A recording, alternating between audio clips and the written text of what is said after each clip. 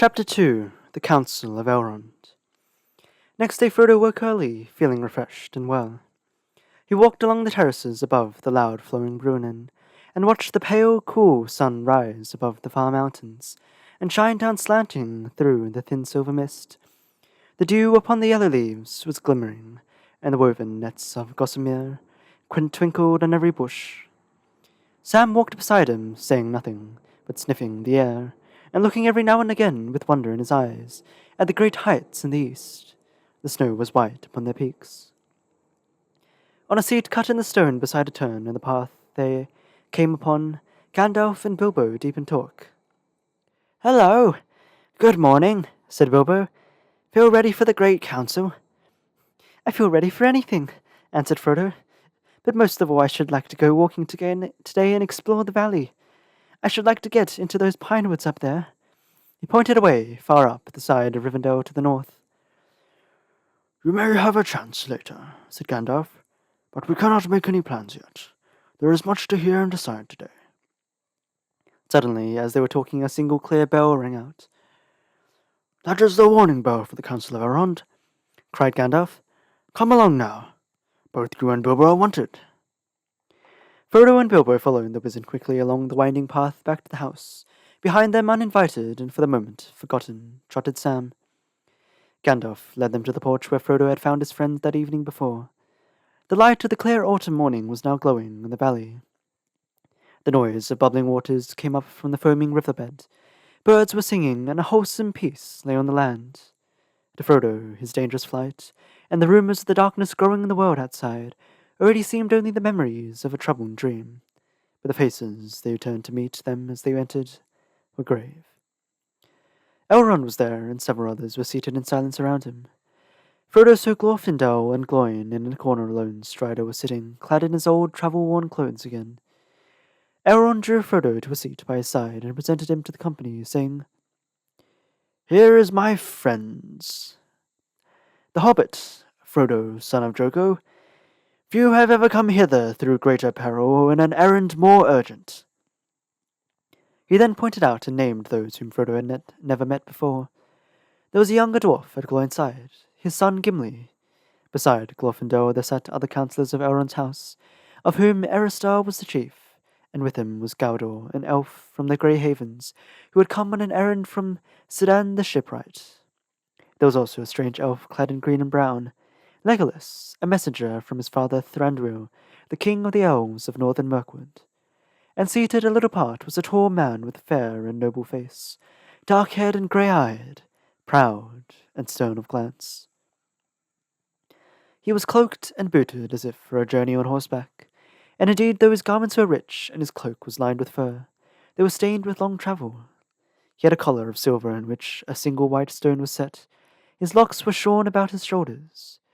On a baldric he wore a great horn tipped with a silver net, now was laid upon his knees. He gazed at Frodo and Bilbo with sudden wonder. "Here," said Elrond, turning to Gandalf, "is Boromir, a man from the south. He arrived in the grey morning and seeks for counsel. I have bidden him to be present, and for here his questions will be answered." Not all that was spoken and debated in the council now need to be told. Much was said of events in the world outside, especially in the south, in the wide lands east of the mountains. Of these things Frodo had already heard many rumours, but the tale of Gloin was new to him, and when the dwarf spoke he listened attentively. It appeared amid the splendour of their works of hand the hearts of the dwarves of the lonely mountain were troubled. It is now many years ago," said Gloin, "that a shadow of disquiet fell upon our people. Whence it came we did not at first perceive. Words began to be whispered in secret. It was said that we were hemmed in a narrow place, and that greater wealth and splendour could be found in wider world. Some spoke of Moria, the mighty works of our fathers that are called in our own tongue Khazad-dûm, and they declared that now at last we had the power and numbers to return." Gloin sighed. Moria, Moria, wonder of the northern world. Too deep we dwelled there and woke the nameless sphere. Long have its vast mansions lain empty since the children of Durin fled. But now we spoke of it again in longing, and yet with dread, for no dwarf has dared to pass the doors of Khazad-dûm for many years, lives of kings, save Thror only, and he perished. At last, however, Balin listened to the whispers, and resolved to go, and though Dane did not leave willingly, he took with him Ori and Oin, and many of our folk, and they went away south. That was nigh on 30 years ago. For a while we had news, and it seemed good, and messages reported that Moria had been entered, and a great work begun there. Then there was silence, and no word has ever come from Moria since. Then about a year ago a messenger came to Dane, but not from Moria, from Mordor. A horseman in the night, who called Dane to his gate. The Lord Sauron the Great, so he had said, wished for our friendship. Rings he would give for it, and such he gave of old. And he asked urgently concerning hobbits, of what kind they were and where they dwelt. For Sauron knows, said he, the one of these was known to you at on time. At this we were greatly troubled, and we gave no answer. And then his fell voice was lowered, and he would have sweetened it if he could. A small token only of our friendship, Sauron asked this, he said, that you should find this thief, such was his word, and get from him, willing or no, a little ring, the least of rings that once he saw. It is but a trifle that Sauron fancies, and in earnest of your goodwill, find it, and 3 rings that the dwarf's sides possessed of old shall be returned to you, and the realms of Moria shall be yours forever. Find only news of the thief, where he lives and where, and you shall have the great reward and lasting friendship from the Lord.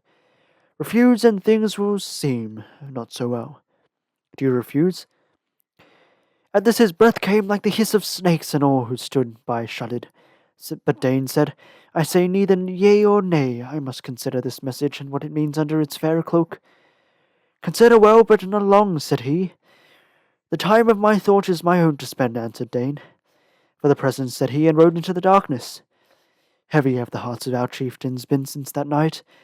We needed not the fell voice of the messenger to warn us that his words held both menace and deceit. For we knew already that the power that has re-entered Mordor has not changed, and ever it betrayed us of old. Twice the messenger has returned and gone unanswered. The third and last time, so he says, is soon to come, before the ending of the year. And so I have been sent at last by Dane to warn Bilbo that he is sought by the enemy, and to learn if may be why he desires this ring, this least of rings. Also we crave the advice of Elrond, for the shadow grows and grows nearer. We discover that messengers have come also to King Brand in Dale, and that he is afraid. We fear that he may yield. Already war is gathering on his eastern borders.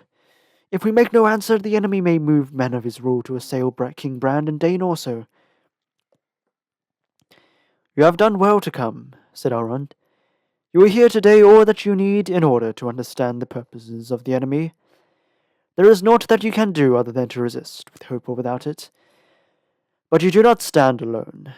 You will learn that your trouble is but part of the trouble of all the Western world. The ring! What shall we do with the ring?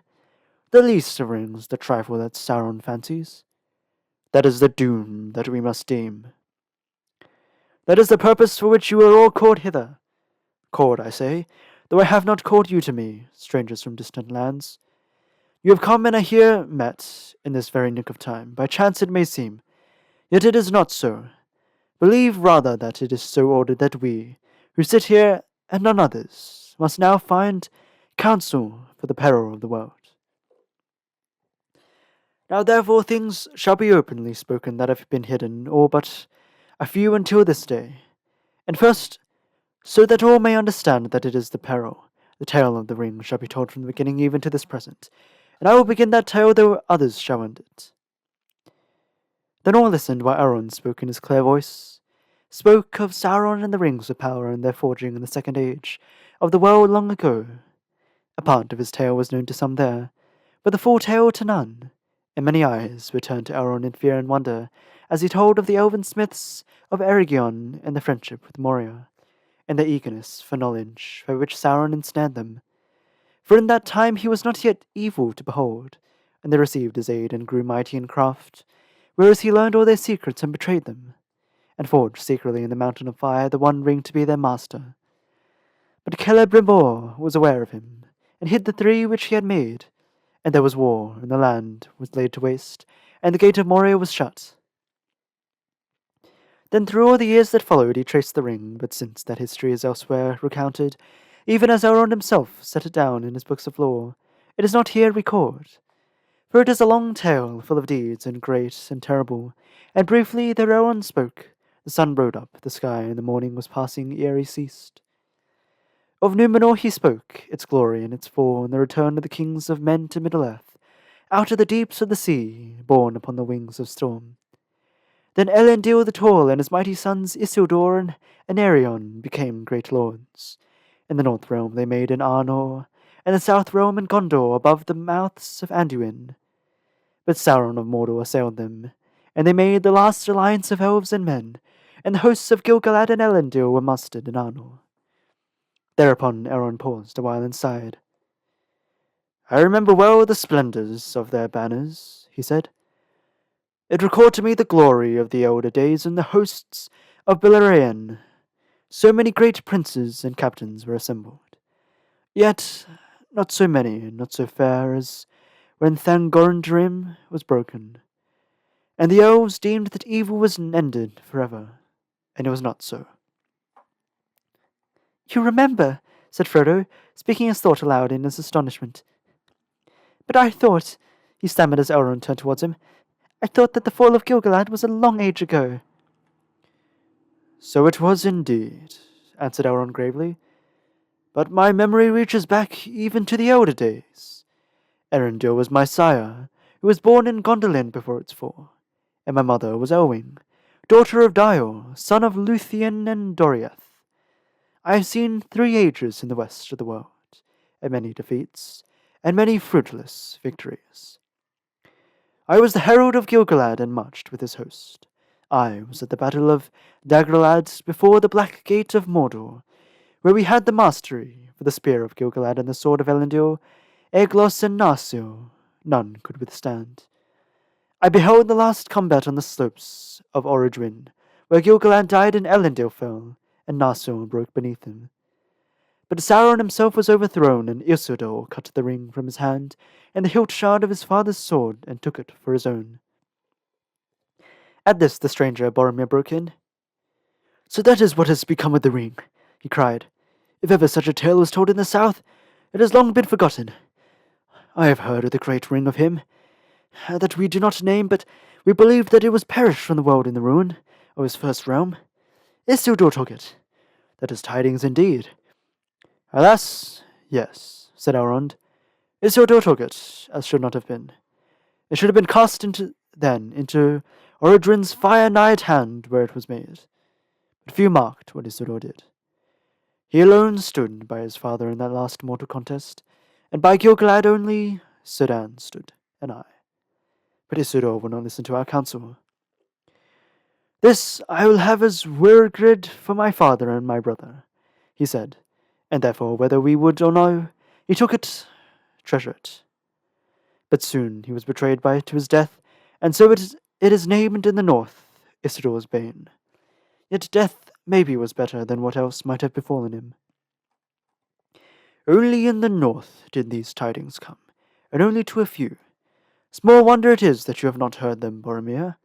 From the ruin of the Galadin fields, where Isildur perished, 3 men only ever came back over the mountains after long wandering. One of these was Otar, the esquire of Isildur, who bore the shards of the sword of Elendil, and he brought them to Valindir, the heir of Isildur, who had been but a child. He had remained here in Rivendell. But Narsil was broken and its light extinguished, and has not yet been reforged. Fruitless did I call the victory of the last alliance. Not wholly so, yet it did not achieve its end. Sauron was diminished, but not destroyed. His ring was lost, but not unmade. The Dark Tower was broken, but its foundations were not removed, for they were made with the power of the ring, and while it remains they will endure. Many elves and many mighty men and many of their friends had perished in the war. Anarion was slain, and Isildur was slain, and Gil-galad and Elendil were no more. Never again shall there be any such league of elves and men, for men multiply and firstborn decrease, and the 2 kindreds are estranged. And ever since that day the race of Númenor has decayed, and the span of the years has lessened. In the north, after the war and the slaughter of the Gladden fields, the men of Westernesse were diminished, and the city of Anuminas, beside Lake Evendim, fell into ruin, and the heirs of Valandil removed and dwelt at Fornost on the high North Downs, and that now, too, is desolate. Men call it Deadman's Dyke, and they fear to tread there, for the folk of Arnor dwindled, and their foes devoured them, and their lordship passed, leaving only green mounds in the grassy hills. In the south the realm of Gondor long endured, and for a while its splendour grew, recalling somewhat of the might of Numenor ere it fell. High towers that people built in strong places and havens of many ships, and the winged crown of the kings of when men was held in awe by the folk of many tongues. Their chief city was Osgiliath, citadel of the stars, through the midst of which the river flowed, and Minas Ithil they built, tower of the rising moon, eastward upon a shoulder of the mountains of shadow, and westward at the feet of the white mountains Minas Anor they made, tower of the setting sun. There in the courts of the king grew a white tree, from the seed of that tree which Isildur brought over the deep waters, and the seed of that tree before came from Erisea, and before that out of the utmost west in the day before days, when the world was young. But in the wearing of the swift years of Middle-earth the line of Menandil, son of Anarion, failed, and the tree withered, and the blood of the Númenóreans became mingled with that of lesser men. Then the watch upon the walls of Mordor slept, and dark things crept out of Gorgoroth, and on a time evil things came forth, and they took Minas Ithil and abode in it, and they made it into a place of dread that is called Minas Morgul, the Tower of Sorcery. Then Minas Anor was named anew Minas Tirith, the Tower of God, and these two cities were ever at war, but it was Osgiliath which lay between was deserted, and in its ruins shadows walked.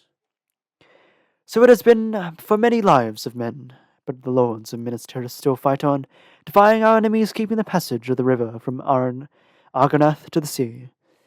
And now that part of the tale that I shall tell is drawn to its close. For in the days of Isildur the ruling ring passed out of all knowledge, and the three were released from his dominion. But now in this latter day they are in peril once more, and to our sorrow the one has been found. Others shall speak of its finding, for in that part I play a small part. He ceased, but at last Boromir stood up, tall and proud, before them. "Give me leave, Master Elrond," he said, "first to say more of Gondor, for verily from the land of Gondor I am come, and it would be well for all to know what passes there. For few I deem know of our deeds, and therefore guess little of their peril, if we should fail at last. Believe not that in the land of Gondor the blood of Númenor is spent, nor all its pride and dignity forgotten. But our valour and the wild folk of the east are still restrained, and the terror of Morgul held at bay. And thus alone are peace and freedom maintained in the lands behind us, bulwark of the west. But if the passage of the river should be won, what then? Yet that hour maybe is not far away. The nameless enemy has arisen again. Smoke rises once more from Erodrin that we call Mount Doom. The power of the Dark Land grows, and we are hard beset. When the enemy returned, our folk were driven from Ithilien, our fair domain east of the river. Though we kept a foothold there as strength of numbers. But this very year, in the days of June, sudden war came upon us, out of Mordor, and we were swept away. We were outnumbered, for Mordor has allied itself with the Easterlings and the cruel Haradrim.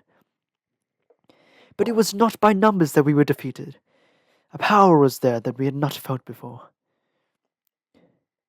Some would say that it has been seen like a great black horseman, a dark shadow under the moon. Wherever he came, a madness filled our foes. But fear fell on our boldest, so that horse and man gave way and fled. Only a remnant of our eastern force came back, destroying the last bridge that stood amid the ruins of Osgiliath. I was in the company that held the bridge until it was cast down behind us. 4 only were saved by swimming, my brother and myself and 2 others. But still we fight on, holding all the west shores of Anduin, and those who shelter behind us give us praise, if ever they hear our name. Much praise, but little help. Only from Rohan now will any men write to us when we call. In this evil hour I have come on an errand over many dangerous leagues to Elrond.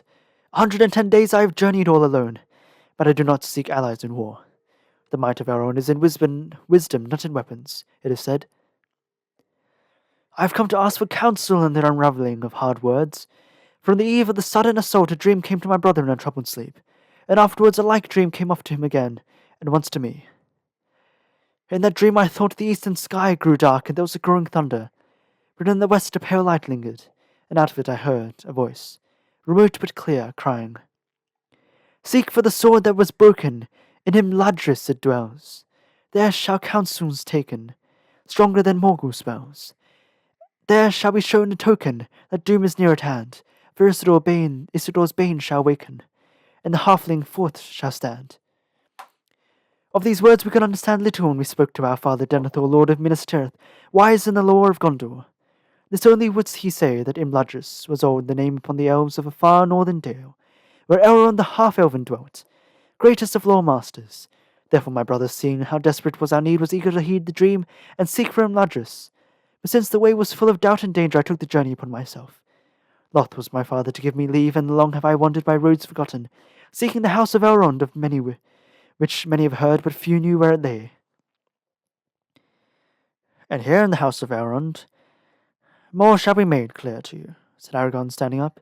He cast his sword upon the table that stood before Elrond, and the blade was in two pieces. Here is the sword that was broken, he said. And who are you? And what have you to do with Minas Tirith? Asked Boromir, looking in wonder at the lean face of the ranger and his weather-stained cloak. He is Aragorn, son of Arathorn, said Elrond. And he is descended through many fathers from Isildur, Elendil, son of Minas Ithil. He is the chief of the Dunedain in the north, and few are now left of that folk. Then it belongs to you, and not to me at all, cried Frodo in amazement, springing to his feet as if he expected the ring to be demanded at once. It does not belong to either of us, said Aragorn, but it has been ordained that you should hold it on for a while. Bring out the ring, Frodo, said Gandalf solemnly. The time has come. Hold it up, and then Boromir will understand the remainder of his riddle. There was a hush, and all turned their eyes to Frodo. He was shaken by sudden shame and fear, and he felt a great reluctance to reveal the ring, and a loathing of its touch. He wished he was far away. The ring gleamed and flickered as he held it up before them in his trembling hand.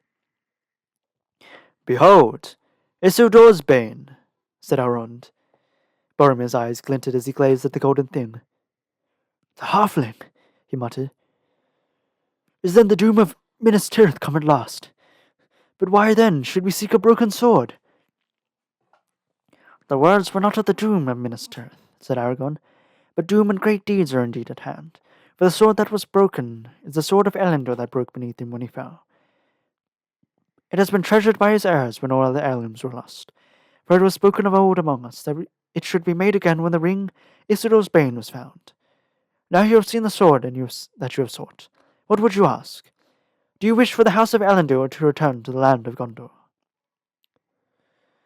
I was not sent to beg any boon, but to seek only the meaning of a riddle, answered Boromir proudly. Yet we are hard-pressed, and the sword of Elendil we hope beyond our hope, for such a thing could indeed return out of the shadows of the past. He looked again at Aragorn, and doubt was in his eyes. Frodo felt Bilbo stare impatiently at his side. Evidently he was annoyed at his friend's behalf. Suddenly, standing up, he burst out, "Oh, that is gold does not glitter! Not all those who wander are lost. The old that is strong does not wither. Deep roots are not reached by the frost. From the ashes a fire shall be woken, a light from the shadows shall spring. Renewed shall the blade that was broken, the cloudness again shall be Kring." Not very good, perhaps, but to the point. If you need more beyond the word of Elrond, if that was worth a journey 110 days to hear, you had best listen to it. He sat down with a snort. I made that up myself, he whispered to Frodo, for the Dunedain a long time ago when he first told me about himself. I almost wish that my adventures were not over, and that I could go with him when his day comes. Aragorn smiled at him, then he turned to Boromir again. For my part I do forgive your doubt, he said. Little do I resemble the figures of Elendil and Isildur as they stand carven in their majesty in the halls of Denethor. I am but the heir of Isildur, not Isildur himself. I have had a hard life and long, and the leagues that lie between here and Gondor are the small part in the count of my journeys. I have crossed many mountains and many rivers, and trodden many plains, even into the far countries of Rune and Harad, where the stars are strange. But my home, such as I have had, is in the north, for here the heirs of Valendir have ever dwelt in a long line unbroken from father unto son for many generations. Our days have darkened and we have dwindled, but ever the sword has passed to a new keeper. And this I will say to you, Boromir, ere I end. Lonely men we are, rangers of the wild, hunters, but hunters ever of the servants of the enemy, for they are found in many places, not in Mordor only. If Gondor, Boromir, has been a stalwart tower, we have played another part. Many evil things there are that your strong walls and bright swords do not stay. You know little of the lands beyond your bounds. Peace and freedom, do you say? The North would have known them little but us. Fear would have destroyed them. But when dark things have come from the houseless hills or crept from sunless woods, they fly from us. What roads would any dare to tread? What safety would there be in quiet lands and the homes of simple men at night, if the Dunedain were asleep, or all gone into the grave? And yet less thanks have we than you. Travellers scowl at us, and countrymen give us scornful names. Strider! I am one fat man who lives within a day's march of foes that would freeze his heart or lay his little town in ruin, if he were not guarded ceaselessly. Yet we will not have it otherwise.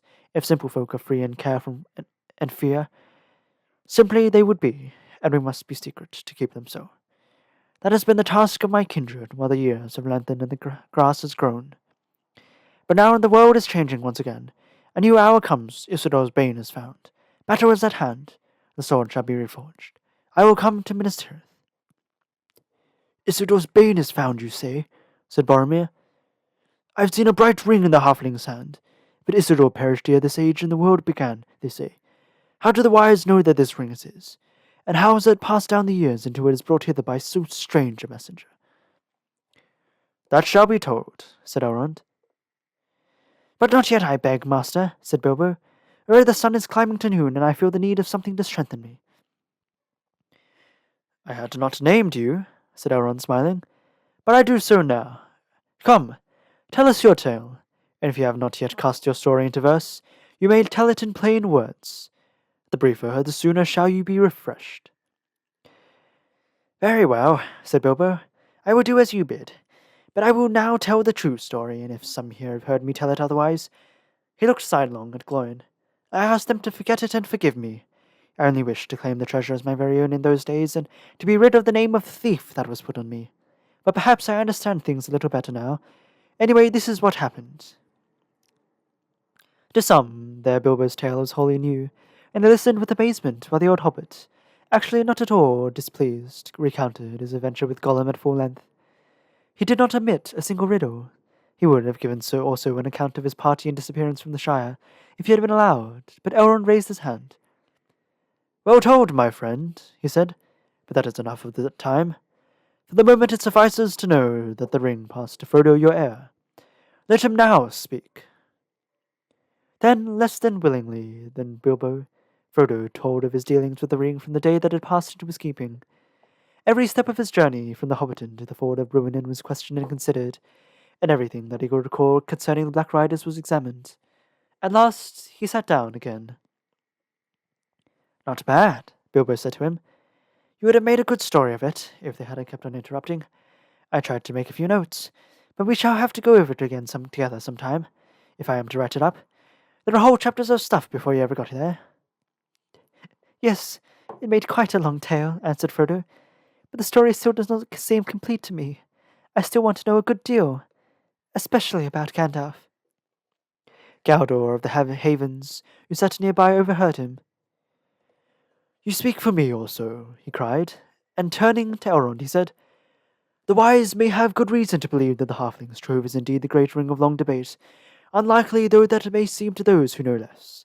But may we not hear the proofs? And I would ask this also, what of Saruman? He is learned in the lore of the rings, yet he is not among us. What is his counsel, if he knows the things that we have heard? The questions you ask, Galdor, are bound together, said Elrond. I had not overlooked them, and they shall be answered, but these things is part of Gandalf to make clear. And I call upon him last, for it is the place of honour, and in all this matter he has been the chief. Some, Gaudor, said Gandalf, would think the tidings of Gloin and the pursuit of Frodo proof enough that the halfling's trove is a thing of great worth to the enemy. Yet it is a ring, what then? The 9, the Nazgul keep. The 7 are taken or destroyed. At this, Gloin stirred, but did not speak. The 3 we know of. What then is the one that he desires so much? There is indeed a wide waste of time between the river and the mountain, between the loss and the finding, for the gap in the knowledge of the wise has been filled at last. Yet too slowly, for the enemy has been close behind, closer even than I feared. And all is that not only this year, this very summer as it seems, did he learn the full truth. Some here remember many years ago I myself dared to pass the doors of the necromancer in Dol Guldur, and secretly explored his ways, and thus found that our fears were true. He was none other than Sauron, our enemy of old, at length taking shape and power again. Some too will remember also that Saruman dissuaded us from open deeds against him, and for long we watched him only. Yet at last, as his shadow grew, Saruman yielded, and the council put forth its strength and drove the evil out of Mirkwood, and that was in the very year of the finding of this ring. A strange chance, if chance it was. But we were too late, as Elrond foresaw. Sauron also had watched us, and had long prepared against our stroke, governing Mordor from afar, through Minas Morgul, where his 9 servants dwelt, until all was ready. Then he gave way before us, but only feigned to flee, and soon after came to the Dark Tower, and openly declared himself. Then for the last time the council met, for now we learnt that he was seeking more eagerly for the one. We feared then that he had some news of it that we knew nothing of, but Saruman said nay, and repeated that he said to us before that the one would never again be found in Middle-earth. At the worst, said he, our enemy knows that we have it not, and that it is still lost, but what was lost may yet be found, he thinks. Fear not. His hope will cheat him. Have I not earnestly studied this matter? Into Anduin the Great it fell, and long ago, while Sauron slept, it was rolled down the river to the sea. There let it lie until the end. Gandalf fell silent, gazing eastward from the porch to the far peaks of the misty mountains, at whose great roots the peril of the world had so long laid hidden. He sighed. There I was at fault, he said. I was lulled by the words of Saruman the Wise, but I should have sought for the truth sooner, and our peril should now be less. We were all at fault, said Elrond, and but for your vigilance, the darkness maybe would be upon us already. But say on. From the first my heart misgave me, against all reason I knew, said Gandalf, and I desired to know how this thing came to Gollum, and how long he had possessed it. So I set a watch for him, and guessing that he would ere long come forth from his darkness, to seek for his treasure. He came, but he escaped and was not found. And then, alas, I let the matter rest, watching and waiting only, as we had too often done. Time passed with many cares until my doubts were awakened again to sudden fear. Whence came the hobbit's ring? What if my fear was true? Should it be done with it? Those things I must decide, but I spoke yet of my dread to none, knowing the peril of an untimely whisper, if it went astray. In all the long wars, the Dark Tower of Treason has ever been our greatest foe. That was 17 years ago. Soon I became aware that spies of many sorts, even beasts and birds, were gathered round the Shire, and my fear grew. I called for the help of the Dunedain, and their watch was doubled, and I opened my heart to Aragorn, the heir of Isildur. And I, said Aragorn, counselled that we should hunt for Gollum, too late though it may seem, and since it seemed fit that Isildur's heir should labour to repair Isildur's fault, I went with Gandalf on the long and hopeless search. Then Gandalf told how they had explored the whole length of woodland, down even to the mountains of the shadow and the fences of Mordor. There we had a rumour of him. We guessed that he dwelt there long in the dark hills, but we never found him, and at last I despaired. And then in my despair I thought again of a test that might make the finding of Gollum unneeded. The ring itself might tell if it were the one. The memory of words of the council came back to me, words of Saruman, half heeded at the time. I heard them now clearly in my heart. The 9, the 7, and the 3, he said, had each their proper gem, not so the one. It was round and unadorned, as if were one of the lesser rings, but its markings set upon it that the skilled maybe perhaps could still see and read. What those marks were he had not said, but now who would now know? The Maker And Saruman, but great though his law may be, and must have a source, what hand save Sauron's ever held this thing, ere it was lost? The hand of Isildur alone. With that I forsook the chase, and passed swiftly to Gondor. In former days the member of my order had been well received there, but Saruman most of all. Often he had been for long the guest of the lords of the city. Less welcome did the Lord Denethor show me when that of old, and grudgingly he permitted me to search upon his hoarded scrolls and books. If indeed you look only, as you say, for records of ancient days and beginning of the city, read on, he said. For to me that is less dark than what is to come, and that is my care. But unless you have more skill even than Saruman, who has studied here long, you will find naught that is not well known to me. I am the master of the lore of this city. So said Denethor, and yet there lies in his hoards many records that few now even read, even of the lore masters, for their scripts and tongues have become dark to later men. And Boromir here lies in Minister still unread, I guess. By many save Saruman and myself sing the king's veiled, a scroll that Isildur made himself. For Isildur did not march away straight from the wall in Mordor, as some have told the tale. Some in the north, maybe, Boromir broke in. Or know in Gondor that he went first to Minas Anor, and dwelt a while with his nephew Meneldir, instructing him, before he committed to him the rule of the South Kingdom. In that time he planted there the last sapling of the White Tree in memory of his brother.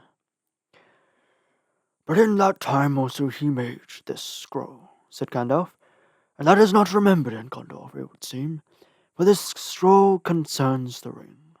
And thus wrote Isildur therein. The great ring shall go now to be an heirloom of the North Kingdom, but records of it shall be left in Gondor, where also dwell the heirs of Elendil, lest the time come when the memory of these great matters shall grow dim. And after these words Isildur described the ring such as he found it. It was hot when I first took it, hot as a gleed, and my hand was scorched, so that I doubt if ever again I shall be free of the pain of it. Yet even as I write it is cooled, and it seemeth to shrink, though it loseth neither its beauty nor its shape. Already the writing upon it, which at first was clear as red flame, fadeth, and is now only barely to be read. It is fashioned in an elven script of Eregion, for they have no letters in Mordor for such subtle work. But the language is unknown to me. I deem it to be the tongue of the Black Land, since it is foul and uncouth. What evil it saith I do not know, but I trace here a copy of it, lest it fade beyond recall. The ring misseth, maybe, the heat of Sauron's hand, which was black and yet still burned like fire. And so Gil-galad was destroyed, and maybe the gold made hot again, the writing would be refreshed. But for my part I will not risk hurt of this thing, of all the works of Sauron the only fair. It is precious to me, though I buy it with great pain. When I read these words my quest was ended, for the traced writing was indeed as Isildur guessed, in the tongue of Mordor and the servants of the tower. And what was said thereon was already known, for in the day that Sauron put on the wand, Celebrimor, maker of the three, was aware of him, and from afar he heard him speak these words, and so his evil purposes were revealed. At once I took my leave of Denethor, but even as I went northward, messages came to me out of Lorien that Aragorn has passed that way, and that he had found the creature called Gollum. Therefore I went him first to meet him and hear his tale. Into what deadly perils he had gone alone I dared not guess. There is little need to tell of them, said Aragorn. If a man must needs walk inside the Black Gate, or tread the deadly flowers of Morgul Vale, then perils he will have. I, too, despaired at last, and began my homeward journey. And then by fortune I came suddenly on what I sought, the marks of soft feet beside a muddy pool. But now the trail was fresh and swift, and it led not to Mordor, but away. Along the skirts of the dead marshes I followed it, and then I had him. Lurking by a stagnant mere, peering in the water as the dark eve fell, I caught him. Gollum. He was covered with green slime. He would never love me, I fear, for he bit me, and I was not gentle. Nothing more did I ever get from his mouth than the marks of his teeth. I deemed it the worst part of all my journey the road back, watching him day and night, making him walk before me with a halter on his neck, gagged till he was tamed by lack of drink and food, driving him ever towards Mirkwood. I brought him there at last, and gave him to the elves, for we had agreed this should be done, and I was glad to be rid of his company, for he stank. For my part I hope never to look upon him again. But Gandalf came and endured long speech with him. Yes, "Long and weary," said Gandalf, "but not without profit. For one thing, the tale he told of his loss agreed with that which Bilbo has told now openly for the first time. That mattered little since I had already guessed it, but I learned then that Gollum's ring came out of the great river nigh to the Gladden fields, and I learned also that he had possessed it long, many lives of his small kind. The power in the ring had lengthened his years far beyond their span, for that power only the great rings wield. If that is not proof enough, Galdor, there is the other test I spoke of. Upon this very ring which I have seen here held aloft, round and untorn, the letters that Isildur reported may still be read, if one has the strength of will to set the gold thing in a fire for a while. That I have done, and this I have read. Ashnaz Dubladok, Ashnaz Gimbatu, Ashnaz Thrakalak, Bosom Ish Krimpatu. The change in the wizard's voice was astounding. Suddenly it became menacing, powerful, harsh as stone. A shadow seemed to pass over the high sun, and the porch for a moment grew dark. All trembled, and the elves stooped their ears. Never before has any voice dared utter the words of that tongue in Imladris, Gandalf the Grey, said Elrond, as the shadow passed, and the company breathed once more. And let us hope that none will ever speak it here again, answered Gandalf. Nevertheless, I do not ask your pardon, Master Elrond, for if that tongue is not soon to be heard in every corner of the West, then let all put doubt aside that this thing is indeed what the wise have declared. The treasure of the enemy, fraught with all his malice, and in it lies a great part of his strength of old. Out of the black years come the words that the smiths of Eregion heard, and knew that they had been betrayed. One ring to rule them all, one ring to find them, one ring to bring them all, and in the darkness bind them. Also know, my friends, that I learned more yet from Gollum. He was loth to speak, and his tale was unclear, but it is beyond all doubt that he went to Mordor, and there all that he knew was forced from him. Thus the enemy knows now that the one is found, and it was long in the Shire, and since his servants have pursued it almost to our door, he soon will know already, he may know, even as I speak, that we have it here. All sat silent for a while until, at length, Boromir spoke. He is a small thing, you say, this Gollum. Small, but great in mischief. What became of him? To what doom did you put him? He is imprisoned, but no worse, said Aragorn. He has suffered much. There is no doubt that he was tormented, and the fear of Sauron lies black in his heart. Still I am glad that he is safely kept by the watchful eyes of Mirkwood. His malice is great and gives him a strength hardly to be believed in one so lean and withered. He could work much mischief still if he were free, and I do not doubt that he was allowed to leave Mordor on such evil errand. Alas, alas! Cried Legolas, and his fair elvish face was then a great distress. The tidings that I was sent to bring must now be told. They are not good, but only here have I learnt how evil they may seem to this company. Smeagol, who is now called Gollum, has escaped. Escaped? Cried Aragorn. That is ill news indeed. We shall all rue it bitterly, I fear. How came the folk of Thranduil to fail in their trust? Not through lack of watchfulness, said Legolas, but perhaps through over-kindliness. And we fear that the prisoner had aid from others, and that more is known of our doing than we could wish. We guarded this creature day and night at Gandalf's bidding, much though we wearied of the task, but Gandalf bade us hope till for his cure, and we had not the heart to keep him ever in the dungeons on the earth, where he would fall back into his old black thoughts. You are less tender to me, said Gloin with a flash of his eyes as old memories were stirred of his imprisonment in the deep places of the Elven king's halls. Come now, said Gandalf. Pray do not interrupt, my good Gloin. That was a regrettable misunderstanding long set right. And for the grievances that stand between elves and dwarves that have been brought up here, we may as well abandon this council. Gloin rose and bowed, and Legolas continued. In the days of fair weather we led Gollum through the woods, and there was a high tree standing alone, far from the others which he liked to climb. Often we let him mount up to the nearest highest branches, until he felt the free wind, but we set a guard at the tree's foot. One day he refused to come down, and the guards had no mind to climb after him. He had learned the trick of clinging to boughs with his feet as well as his hands, so they sat by the tree far into the night. It was that very night of summer, yet moonless and starless, that orcs came on us unawares. We drove them off after some time. They were many and fierce, but they came over the mountains and were unused to the woods. When the battle was over, we found that Gollum was gone, and his guards were slain or taken. And then it seemed plain to us that the attack had been made for his rescue, and that he knew of it beforehand. How that was contrived we cannot guess, but Gollum is cunning, and the spies of the enemy are many. The dark things that were driven out in the year of the dragon's fall have returned in great numbers, and Mirkwood is again an evil place, save where our realm is maintained. We have failed to recapture Gollum. We came on his trail among those of many orcs, and it plunged deep into the forest, going south. But ere long it escaped our skill, and we dared not continue the hunt, for we were drawing nigh to Dol Guldur. That is still a very evil place. We do not go that way. Well, well, he is gone, said Gandalf. We have no time to seek for him again. He must do what he will.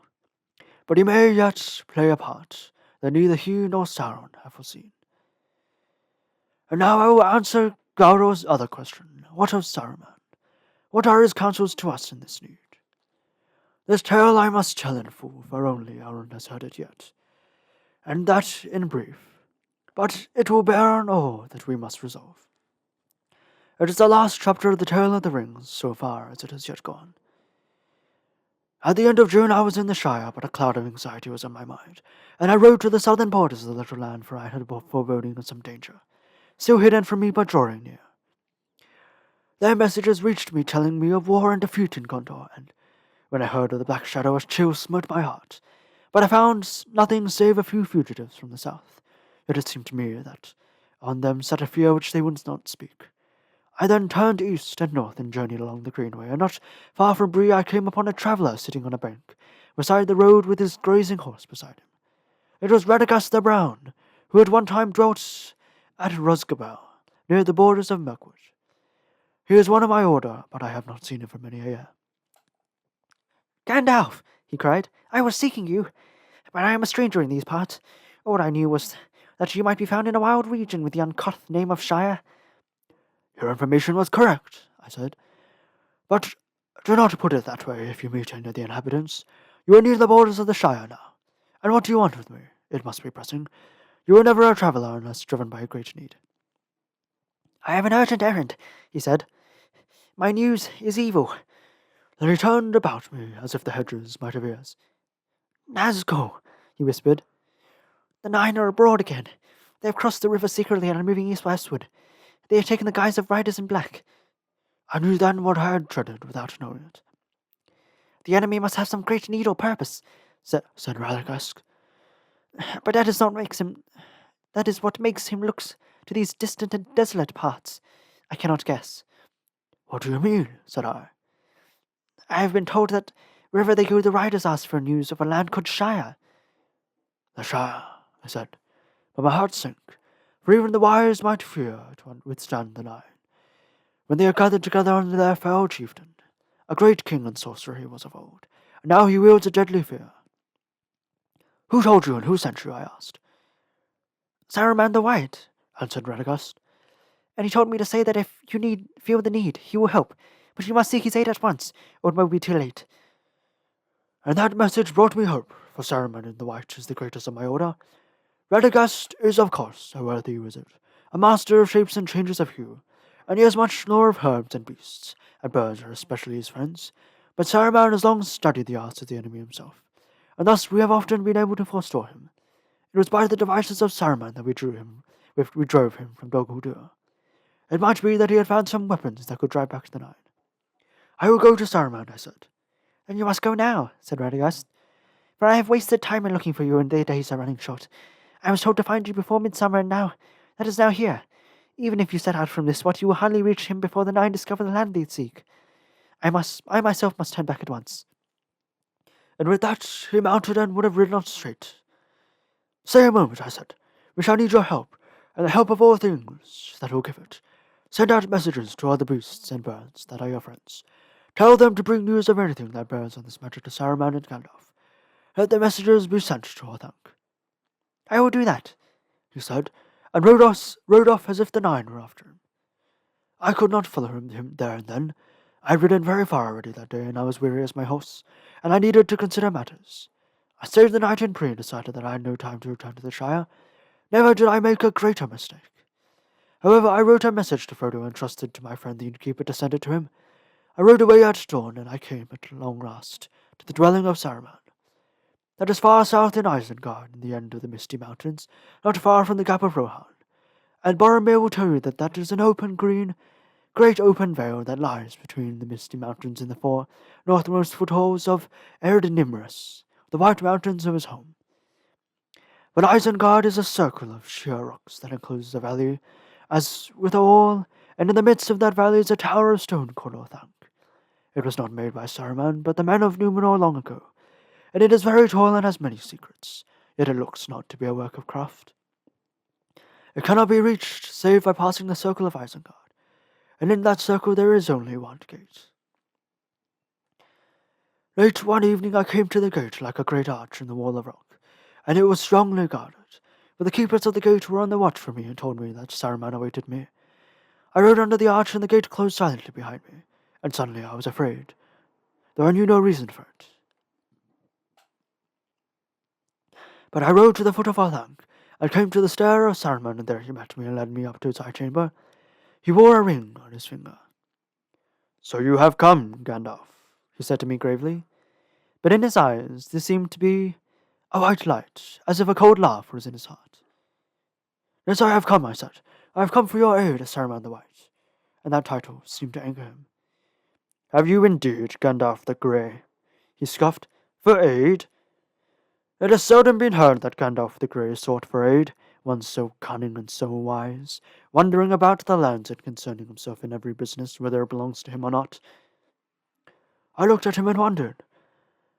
"But if I am not deceived," said I, "things are now moving which will require the union of our strength."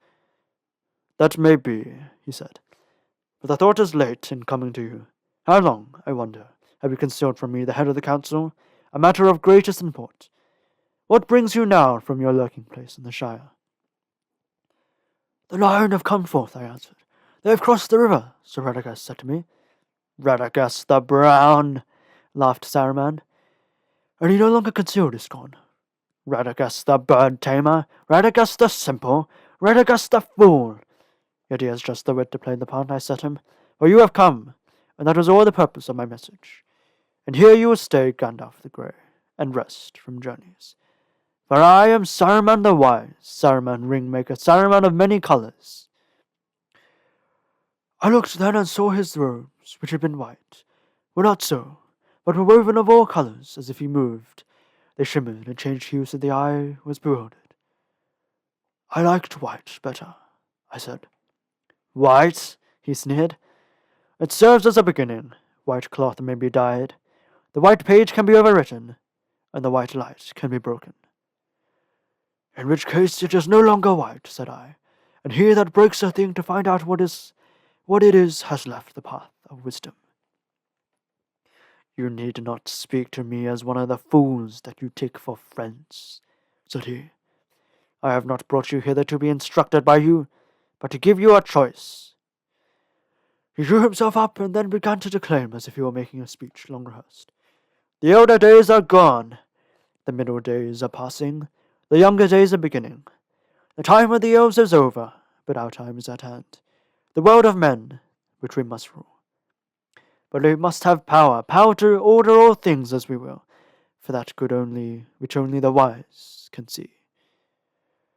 And listen, Gandalf, my old friend and helper," he said, coming near and speaking now in a softer voice. "I said we, for we, it may be, if you join with me. A new power is rising. Against the old allies and policies will not avail us at all. There is no hope left in the elves, or dying Numenor. This, then, is one choice before you and before us. We may join with that power. It would be wise, Gandalf. There is hope that way. Its victory is at hand, and there will be rich reward for those that aid it. As the power grows, improves, friends will also grow, and the wise, such as you and I, may with patience come at last to direct its courses, to control it. We can bide our time, we can keep our thoughts in our hearts, deploring maybe evils done by the way, but approving the high and ultimate purpose, knowledge, rule, order. All the things that we have so far striven in vain to accomplish, hindered rather than helped by our weak or idle friends. There need not be, there would not be, any real change in our designs, only in our means. Saruman, I said, I've heard speeches of this kind before, but only in the mouths of the emissary sent from Mordor to deceive the ignorant. I cannot think that you have brought me so far only to weary my ears. He looked at me sidelong and paused a while, considering. Well, I see that this wise course does not commend itself to you, he said. Not yet. Not if some better way can be contrived. He came and laid his hand on my arm. And why not, Gandalf? He whispered. Why not the ruling ring? If we could command that, then the power would pass on to us. That is in truth why I brought you here, for I have many eyes in my service. And I believe that you know where this precious thing now lies, is it not so? Or why do the Nine ask for the Shire? And what is your business there? As he said this, a lust which he could not conceal shone suddenly in his eyes. Saruman, I said, standing away from him. Only one at a time can wield the one, and you know that well, so do not trouble to say we. But I will not give it, nay, I will not give even news of it to you, now that I learn your mind. You were head of the council, but you have unmasked yourself at last. Well, the choices are, it seems, to submit to Sauron or to yourself. I will take neither. Have you others to offer? He was cold now and perilous. Yes, he said. I do not expect you to show wisdom, even in your own behalf, but I gave you the chance of aiding me willingly, and so saving yourself much trouble and pain. The third choice is to stay here until the end. Until what end? Until you reveal where the one may be found. I may find means to persuade you, or until it is found in your despite, and the ruler has time to turn on lighter matters, to devise, say, a fitting reward for the hindrance and insolence of Gandalf the Grey. That may not prove to be one of the lighter matters, said I. He laughed at me, for my words were empty, and he knew it. They took me and set me alone on the pinnacle of Olathak, in the place where Saruman was accustomed to watch the stars. There is no descent save by a narrow stair of many thousand steps, and the valley below seems far away. I looked on it and saw that, whereas it had once been green and fair, it was now filled with pits and fogs. Wolves and orcs are housed in Isengard, for Saruman was mustering a great force on his own account, in rivalry of Sauron had not in his service yet. Over all his works, a dark smoke hung and wrapped itself about the sides of Orthanc. I stood alone in an island in the clouds, and I had no chance of escape, and my days were bitter.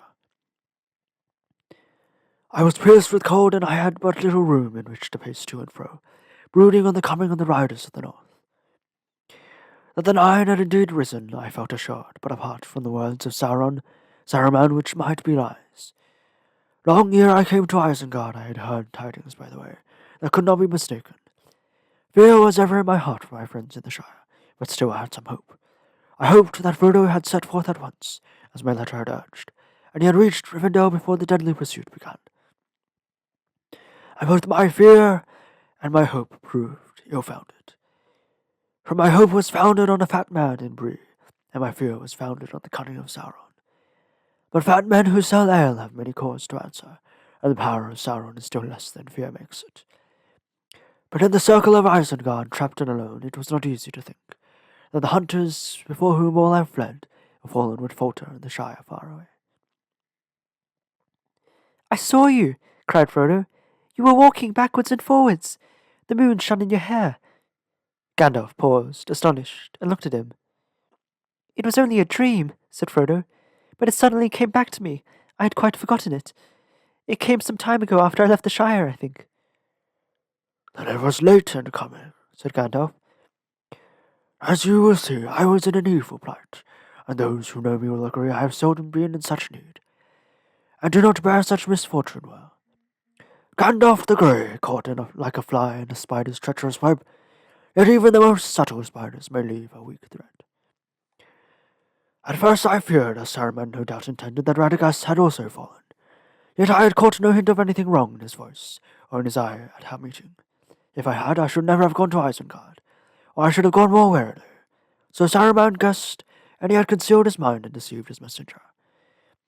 It would have been useless in that case to try and win over the honest Radagast to treachery.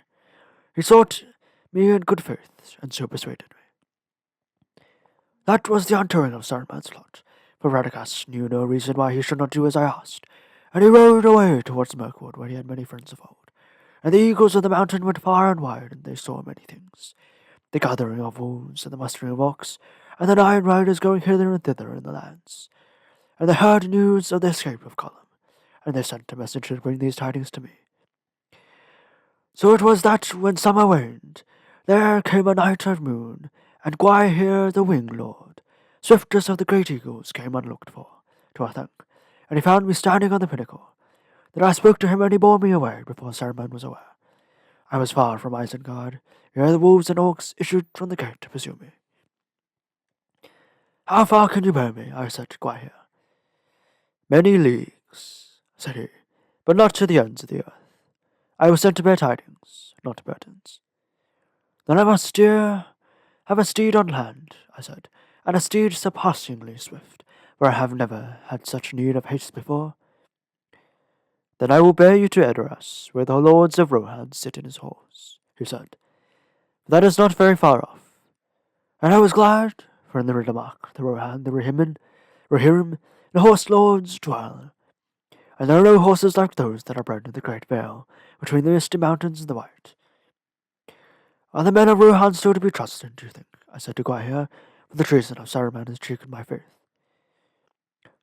They pay a tribute of horses, he answered, and send many yearly to Mordor, or so it is said, but they are not yet under the yoke. But if Saruman has become evil as you say, then their doom cannot be long delayed. He set me down in the land of Rohan near dawn, and now I have lengthened my tale overlong. The rest must be more brief. In Rohan I found evil already at work. The lions of Saruman and the king of the land would not listen to my warnings.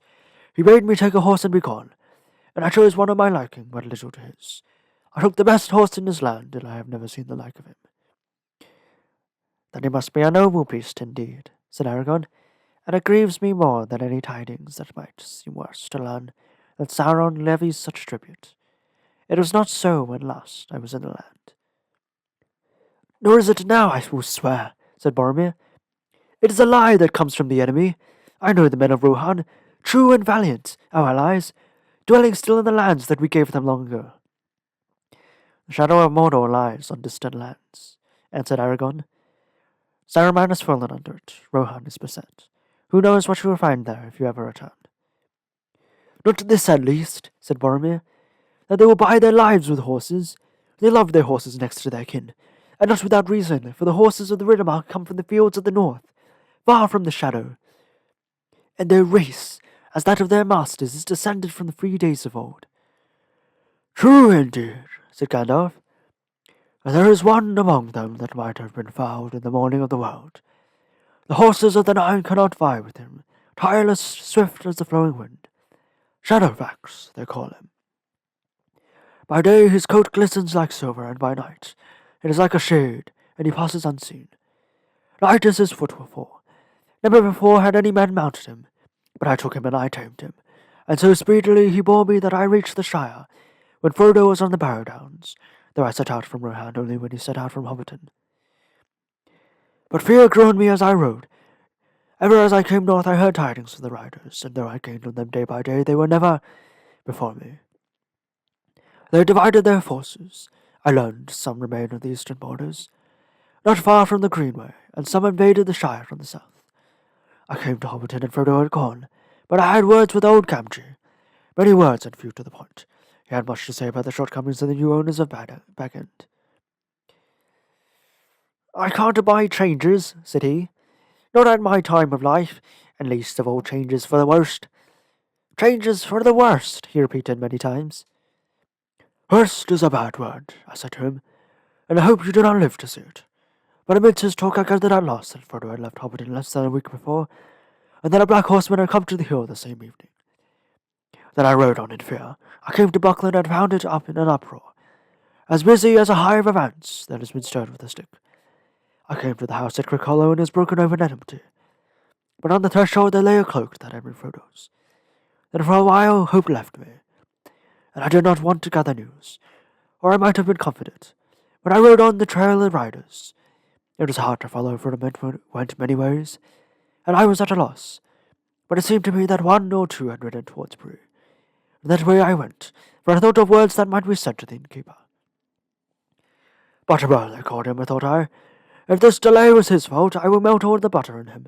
I will roast the old fool over a slow fire. He expected no less, and when he saw my face, he fell down flat and began to melt on the spot. What did you do to him? Cried Frodo in alarm. He really was very kind to us, and did all that he could. Gandalf laughed. Don't be afraid, he said. I did not bite, and I barked very little. So overjoyed was I by the news that I got out of him. When he stopped quaking, I embraced the old fellow. How it happened I could not then guess, but I learnt that you had been Bree the night before, and had gone off that morning with Strider. Strider! I cried, shouting for joy. Yes, sir, I am afraid so, sir, said Butterbur, mistaking me. He got them, in spite of all I could do, and they took up with him. They behaved very queer all the time they were here, wilful you might say. Ass, fool, thrice worthy and beloved Barman, said I. It's the best news I have had since midsummer. It's worth a gold piece at the least. May your beard be laid under enchantment of surpassing excellence for 7 years, said I. Now I can take a night's rest, the first since I have forgotten when. So I stayed there till that night, wondering much what had become of the riders, for only 2 or 3 had there been any news in Bree. It seemed, when in the night we heard more, 5 at least came from the west, and they threw down the gates and passed through Bree like a howling wind, and the Bree folk are still shivering and expecting the end of the world. I got up before dawn and went after them. I do not know, but it seems clear to me that this is what happened. The captain remained in secret away south of Bree, while 2 rode ahead through the village, and 4 more invaded the shire. But when those were foiled in Bree and at Crick Hollow, they returned to their captain, with tidings, and so left the road unguarded for a while, except by their spies. The captain then sent some eastward straight across country, and he himself with the rest rode along the road in great wrath. I galloped to Weathertop like a gale, and then I reached it before the sun down on my second day, for Bree and they were there before me. They drew away from me, and they felt the coming of my anger, and they dared not face it while the sun was in the sky. But they closed round at night, and I was besieged on the hilltop. In the old ring of Amun-Sul, I was hard put to indeed. Such light and flame cannot have been seen on Weathertop since the war beacons of old. At sunrise I escaped and fled towards the north. I could not hope to do more. It was impossible to find you, Frodo, in the wilderness, and it would have been folly to try, with all the 9 at my heels. So I had to trust Aragon, but I hoped to draw some of them off, and yet reach Rivendell ahead of you and send out help. 4 riders did indeed follow me, but they turned back after a while and made for the ford, it seems. That helped a little, for there were only 5, not 9, when your camp was attacked. I reached here at last by a long hard road, up the Horware and through the Eton moors, and down from the north. It took me nearly 14 days from Weathertop, for I could not ride, among the rocks to the Trollfells, and Shadowfax departed. I sent him back to his master, but a great friendship has grown between us, and if I have need he will come at my call. But so it was that I came to Rivendell only 3 days before the ring, and news of his peril has already been brought here, which provided well indeed. And that, Frodo, is the end of my account. May Elrond and the others forgive the length of it, but such a thing has not happened before. That Gandalf broke Trieste, and did not come when he promised. An account to the ring-bearer of so strange an event was required, I think. Well, the tale is now told, from first to last, and here we are, and here is the ring. But we have not yet come to any nearer to our purpose. What shall we do with it? There was silence. At last, Elrond spoke again. This is grievous news concerning Saruman, he said, for we trusted him, and he is deep in all our counsels. It is perilous to study too deeply the arts of the enemy, for good or for ill. For such falls and betrayals, alas, have happened before. Of the tales that we have heard this day, the tale of Frodo was most strange to me. I have known few hobbits, save Bilbo here, and it seems to me that he is perhaps not so alone and singular as I thought him. The world has changed since I last was on the westward roads. The Barrow Wights we know by many names, and of the old forest many tales have been told.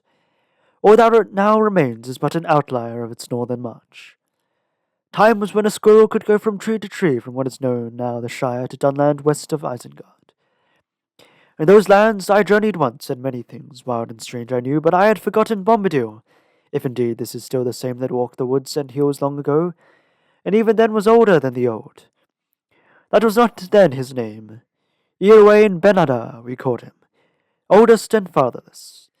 But many other name he has been since given by other folk, born by the dwarves, or old by the Northmen, and other names beside. He is a strange creature, but maybe I should have summoned him to our council. He would not have come, said Gandalf. Could we not still send messages to him and obtain his help? Asked Arista. It seemed that he has a power even over the ring. No, I should not put it so, said Gandalf. Say rather the ring has no power over him. He is his own master, but he cannot alter the ring itself, nor break its power over others. And now he is withdrawn into a little land, within bounds that he has set, though none can see them, waiting perhaps for a change of days, and he will not step beyond them. But within those bounds, nothing seems to dismay him, said Arista. Would he not take the ring and keep it there, forever harmless? No, said Gandalf, not willingly. He might do so if all the free folk of the world begged him, but he would not understand the need. And if he were given the ring, he would soon forget it, or most likely throw it away. Such things have no hold in his mind. He would be a most unsafe guardian, and that alone is answer enough. But in any case, said Glorfindel, to send the ring to him would only postpone the day of evil. He is far away. We could not now take it back to him, unguessed, unmarked by any spy. And even if we could sooner or later, the Lord of the Rings would learn of its hiding place and would bend all his power towards it. Could that power be defied by Bombadil alone? I think not. I think that in the end, if all else is conquered, Bombadil will fall, last as he was first, and then night will come. I know little of Irwan save the name, said Gaudor, but Glorfindel I think is right. Power to defy our enemy is not in him, unless such power is in the earth itself. And yet we see that Sauron can torture and destroy the very hills. What power still remains lies with us, here in Eladris, or with Círdan in the Havens, or in Lorien. But have they the strength, or have we the strength to withstand the enemy, the coming of Sauron at the last, when all else is overthrown? I have not the strength, said Elrond. Neither have they. Then if the ring cannot be kept from him forever by strength, said Glorfindel, two things only remain for us to attempt, to send it over the sea, or to destroy it. But Gandalf has revealed to us that we cannot destroy it by any craft that we here possess, said Elrond, and they who dwell beyond the sea would not receive it, for good or ill it belongs to Middle-earth. It is for us who still dwell here to deal with it. Then, said Glorfindel, let us cast it into the deeps, so make the lies of Saruman come true. For it is clear now that even at the council of his feet, already on a crooked path, he knew that the ring was not lost forever, but wished us to think so, for he began to lust for it himself. Yet often lies truth is hidden, in the sea would be safe. Not safe forever, said Gandalf. There are many things in the deep waters and seas, and lands may change, and it is not our part here to take thought only for a season, or for a few lives of men, or for a passing age of the world. We should seek a final end of this menace, even if we do not hope to make one. And that we shall not find in the roads to the sea, said Gaudor. If the return to Ilwan be thought too dangerous, then flight to the sea is now fraught with gravest peril. My heart tells me that Sauron will expect us to take the western way, when he learns what has befallen. He soon will. The nine have been unhorsed indeed, but that is not but a respite. Ere they find new steeds and swifter. Only the waning might of Gondor stands now between him and a march in power across the coasts into the north, and if he comes assailing the White Towers and the Havens, Hereafter the elves may have no escape from the lengthening shadows of Middle-earth. Long yet will that march be delayed, said Boromir.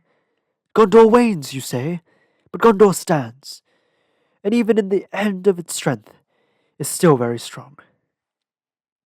And yet its vigilance can no longer keep back the Nine, said Galdor, and other roads he may find that Gondor does not guard. Then, said Estar, there are but two courses, as Glorfindel already has declared, to hide the ring forever, or to unmake it, but both are beyond our power. Who will read this riddle for us? None here can do so, said Elrond gravely. At least none can foretell what will come to pass, if we take this road or that. But it seems to me now which is clear the road we must take. The westward road seems easiest, therefore it must be shunned. It will be watched. Too often the elves have fled that way. Now at this last we must take a hard road, a road unforeseen. Here lies our hope, if hope be, to walk into peril, to Mordor. We must send the ring to the fire. Silence fell again. Frodo, even in that fair house, looked out upon a sunlit valley filled with the noise of clear waters, felt a dead darkness in his heart. Boromir stirred, and Frodo looked at him. He was fingering his great horn and frowned. At length he spoke. I do not understand all this, he said. Saruman is a traitor, but did he not have a glimpse of wisdom? Why do you ever speak of hiding and destroying? Why should we not think that the great ring has come into our hands to serve us in the very hour of need? Wielding it to the free lords of the free may surely defeat the enemy. That is what he most fears, I deem. The men of Gondor are valiant, and they will never submit, but they may be beaten down. Valor needs first strength, and then a weapon. Let the ring be our weapon, if it has such power as you say. Take it and go forth to victory. Alas, no, said Elrond. We cannot use the ruling ring. That we know too well. It belongs to Sauron and was made by him alone, and is altogether evil. Its strength, Boromir, is too great for anyone to wield at will, save only those who have already a great power of their own. But for them it holds an even deadlier peril. The very desire of it corrupts the heart. Consider Saruman. If any of the wise should take this ring, overthrow the Lord of Mordor using his own arts, he will then set himself on Sauron's throne, and yet another Dark Lord will appear. And that is another reason why the ring should be destroyed. As long as it is in the world, it will be a danger even to the wise. For nothing is evil in the beginning. Even Sauron was not so. I fear to take the ring to hide it. I will not take the ring to wield it. Nor I, said Gandalf. Boromir looked at them doubtfully, but he bowed his head. So be it, he said. Then in Gondor we must trust to such weapons as we have. And at the least, when the wise ones guard this ring, we will fight on. Mayhap the sword that was broken may still stem the tide, if the hand that wields it has inherited not only an heirloom only, but the sinews of the kings of men. Who can tell, said Aragorn, but we will put it to the test one day. May the day not be too long delayed, said Boromir, for I do not ask for aid. We need it. It would comfort us to know that the others fought also with all the means that they have.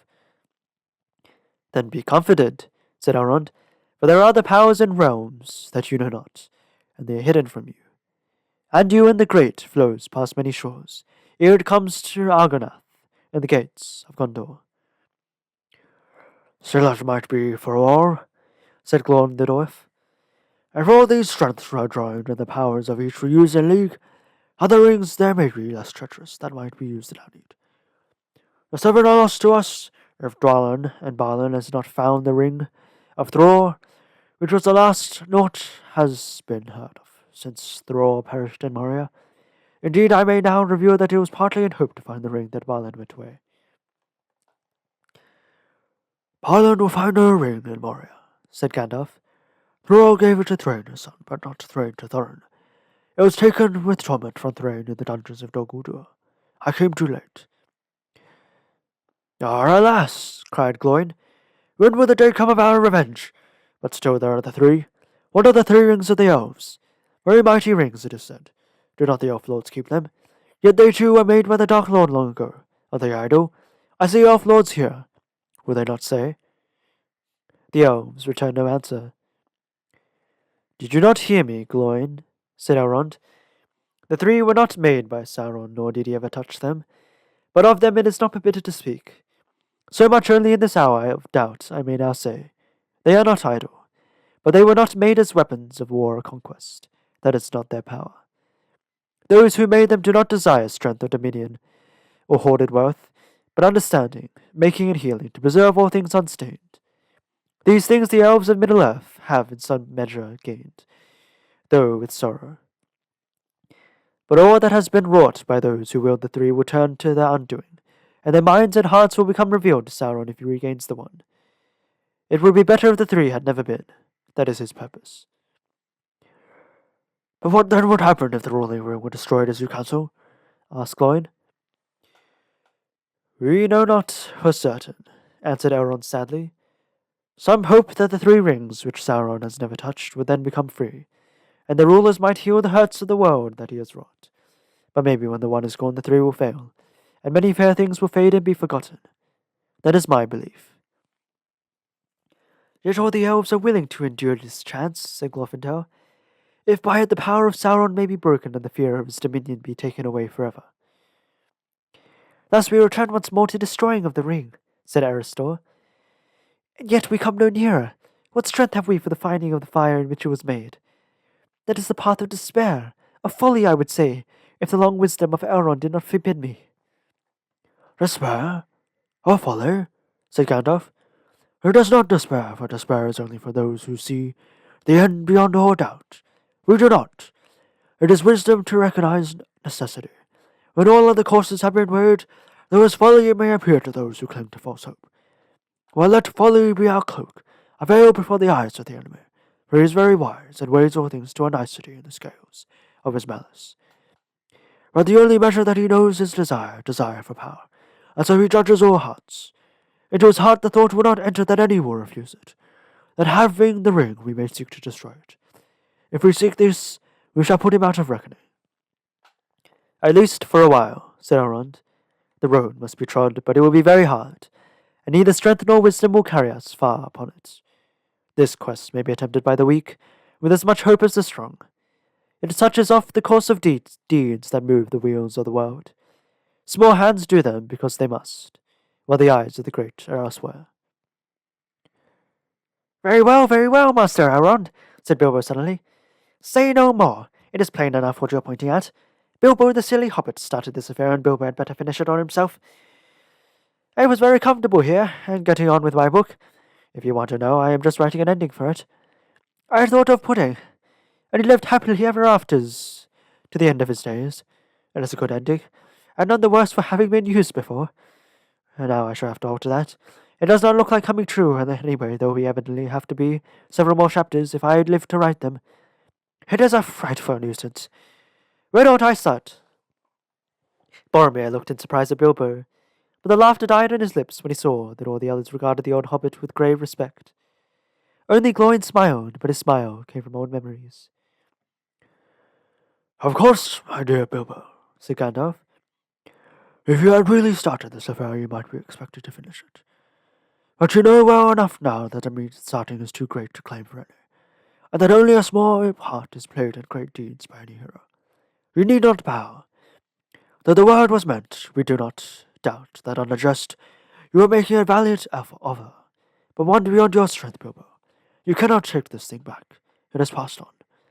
If you need my advice any longer, I should say that your part is ended, unless as a recorder. Finish your book and leave the ending unaltered. There is still hope for it, but get ready to write a sequel when they come back. Bilbo laughed. I have never known you give me pleasant advice before, he said. As all your unpleasant advice has been good. I wonder if this advice is not bad. So I don't suppose I have the strength or luck to deal with the ring. It has grown, and I have not. But tell me, what do you mean by they? The messengers who are sent with the ring. Exactly. And who are they to be? That seems to me that what this council has to decide, and all that it has to decide. Elves may thrive on speech alone, and dwarves may endure great weariness, but I am only an old hobbit, and I miss my meal at noon. Can't you think of some names now? I'll put it off till dinner. No one answered. The noon bell rang. Still no one spoke. Frodo glanced at all the faces, but they were not turned to him. All the council sat with downcast eyes as if in deep thought. A great dread fell on him, as if he was awaiting the pronouncement of some doom that he had long foreseen and vainly hoped might after all never be spoken. An overwhelming longing to rest and remain at peace with by Bilbo's side in Rivendell filled all his heart. At last, with an effort, he spoke, and wondered whether to hear his own voice, as if some other will was using his small voice. I will take the ring, he said, though I do not know the way. Elrond raised his eyes and looked at him, and Frodo felt his heart pierced by the sudden keenness of the glance. If I understand aright all that I have heard, he said, I think that this task is appointed for you, Frodo, and that if you do not find a way, no one will. This is the hour of the Shire folk, when they arise from their quiet fields to shake the towers and councils of the great. Who of all the wise could have foreseen it? Or if they are wise, why should they expect to know it until the hour has struck? But it is a heavy burden, so heavy that none should lay it on another. I do not lay it on you, but if you take it freely, I will say that your choice is right. And though all the mighty elf friends of old, Haldor, Hurin, and Turin, and Beren himself, were assembled together, your seat should be among them. But you won't send him off alone, surely, master, cried Sam, unable to contain himself any longer, and jumping up from the corner where he had quietly sitting on the floor. No, indeed, said Elrond, turning towards him with a smile. You at least shall go with him. It is hardly possible to separate you from him, even when he is summoned to a secret council and you are not. Sam sat down, blushing and muttering. A nice pickle we have landed ourselves in, Mr. Frodo, he said, shaking his head.